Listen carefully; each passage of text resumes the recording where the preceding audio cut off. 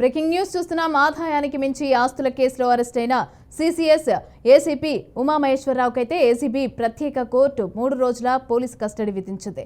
మధ్యాహ్నం 12 గంటలకు ఉమామహేశ్వరరావును ఏసీబీ అధికారులు కస్టడీలోకి తీసుకొనున్నారు. ఇక 3 రోజుల పాటు కూడా ఆయనను ప్రశ్నించనున్నారు. ప్రస్తుతం చంచల్గూడ జైల్లో రిమాండ్లో ఉన్న ఉమామహేశ్వరరావును ఏసీబీ బృందం తమ కస్టడీలోకి తీసుకొనుంది.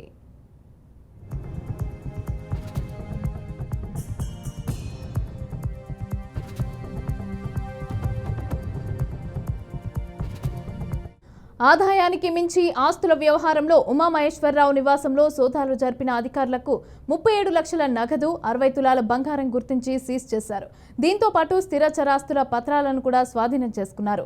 ఉమామహేశ్వరరావు ఆస్తుల విలువ 3.95 కోట్లకు పైగా ఉంటుందని ఏసీబీ అధికారులు అంచనా వేశారు.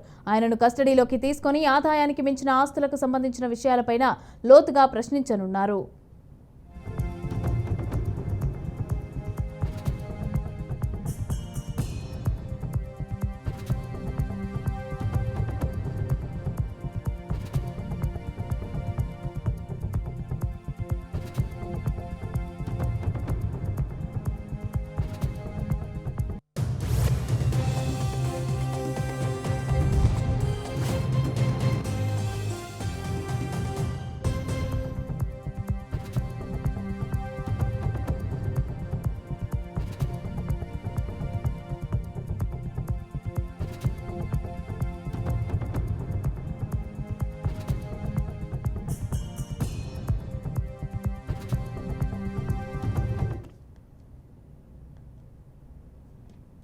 రెడ్డిక ఆదాయానికి మించి ఆస్తుల కేసులో అరెస్ట్ అయిన సిసిఎస్ అలాగే ఏసీపీ ఉమామహేశ్వరరావుకి అయితే ఏసీపీ ప్రత్యేక కోర్టు 3 రోజుల పోలీస్ కస్టడీని అయితే విధించింది. అయితే దీనికి సంబంధించి పూర్తి డీటెయిల్స్ మా ప్రతినిధి రాజశేఖర్ చారి అందిస్తారు. రాజశేఖర్ చారి, చెప్పండి. ఉమామహేశ్వరరావుకి అయితే ఏసీబీ 3 రోజులు అయితే కస్టడీలోకి తీసుకొని ఉన్నట్టుగా తెలుస్తోంది. అయితే దీనికి సంబంధించి డీటెయిల్స్ ఏంటి?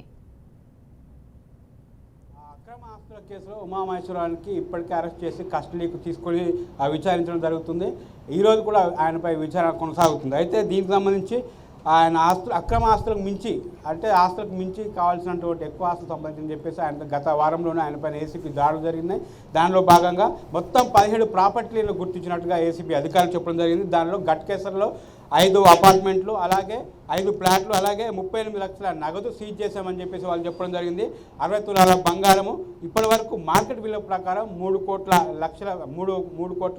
30 లక్షల రూపాయల అమౌంట్ను వాళ్ళు సీజ్ చేయడం జరిగింది. ఈ 3 కోట్లు కూడా అధికారికంగా, ఇది కాకపోతే ప్రైవేట్గా చూస్తున్నారు, మా ఈ సొమ్ము మరికొస్తే ఎక్కువగా ఉండని చెప్పేసి వాల్యూ ఎక్కువ ఉండొచ్చు అని చెప్పేసి ఏసీబీ అధికారులు చెప్పడం జరిగింది. అయితే 2 లాకర్ను వాళ్ళు గుర్తించామని చెప్పడం జరిగింది. దీనిలో ఒక లాకర్లో మాత్రం ఒక బుక్ దొరికింది. దాంట్లో కూడా ప్రదీప్ అనే పేరుతో ఒక పేరు కూడా ఉండిందని చెప్పేసి వాళ్ళు గుర్తించారు. మరి ప్రదీప్ ఎవరు అని చెప్పేసి అతనికి కూడిన కూపిలాగే విషయంలో కూడా ఇతను కస్టడీలోకి తీసుకోవడం జరిగింది. ఆ ప్రదీప్ రావు ఎవరు అని చెప్పేసి ఏమైనా పోలీసు ఉన్నతాధికారా లేకపోతే ప్రైవేట్ ఎవరైనా బిజినెస్ మ్యాన్ అని చెప్పేసి ఆ యాంగిల్లో కూడా వాళ్ళు కూడా విచారణ చేపడుతున్నారు. ఇక ఈరోజు ఈరోజు ఎంక్వైరీ స్టార్ట్ చేస్తున్నారు. ఇక ఇతను ఏసీబీగా ఉన్నప్పుడు, అంటే ఇబ్రహీంపట్నం సంబంధించినటువంటి ఏసీబీ అధికారిగా ఉన్నప్పుడు కూడా అక్రమ భూములకు సంబంధించిన ఇష్యూలో కూడా ఇతను పార్టిసిపేట్ చేయడం జరిగిందని చెప్పేసి ఇంతకుముందు ఆయన మీద కంప్లైంట్ రావడం జరిగింది. అలాగే ఎవరైతే బాధితులు ఉన్నారో వాళ్ళ తరఫున కాకుండా వేరే వాళ్ళు ఎవరైతే అక్రమార్కులు ఉన్నారో వాళ్ళపైన వాళ్ళ వైపు ఉండి వాళ్ళ తరపున డబ్బులు గుంజడం, వాళ్ళ తరపు నుంచి డబ్బులు వసూలు చేయడము, బాధితులకు కొంచెం కష్టం తెప్పించే పనులు కూడా వీళ్ళు చేసినని చెప్పేసి గతంలో ఇబ్రహీంపట్నంలో ఏసీబీగా ఉన్నప్పుడు ఇతని మీద కంప్లైంట్ రావడం జరిగింది. అలాగే భూ వివాదాల్లో కూడా ఇతను ఎన్నో రకాలుగా తలదూర్చారని చెప్పి తెలుస్తుంది. అలాగే సాహితీ ఇన్ఫ్రా కేసులో కూడా ఈయన ఒక కీలక వ్యక్తిగా అనేక రకాలుగా డబ్బులు వసూలు చేసినట్టుగా, అక్రమ సంపాదన చేసినట్టుగా కూడా ఏసీబీ గుర్తించింది. అయితే సోదాల్లో భాగంగా ఈ లాకర్లతో పాటు మరొక కొంత సొత్తు కూడా వాళ్ళు గుర్తించడం జరిగింది. మొత్తానికి 37 లక్షలు అంటే 3 కోట్ల 37 లక్షల డబ్బుతో పాటుగా 60 తులాల బంగారం గుర్తించినట్టు తెలుస్తుంది. అయితే ఈరోజు ఆయన గురించి ఏసీబీ కోర్టు హాజరుపరిచారు. ఆయన పేరు విచారణ జరుగుతుంది. దీంతో పాటుగా ఒకేసారి గత వారంలో తెలంగాణలో 8 ప్రదేశాలలో, అలాగే ఏపీలో 4 ప్రదేశాలు, మొత్తం 14 సెంటర్లో ఒకేసారి ఏసీబీ దాడులు చేశారు. కాబట్టి ఇవన్నీ వీటిలో భాగంగా ఆయన పైన కూడా అక్రమ ఆస్తున్నారని చెప్పి గుర్తించడంతో ఈరోజు ఆయన పైన విచారణ కొనసాగుతుంది. మరికొన్ని విషయాలు ఆయన నుంచి రాబట్టే ప్రయత్నం ఏసీబీ చేస్తుంది. Mamata. Right, thank you Rajasekhar Chari.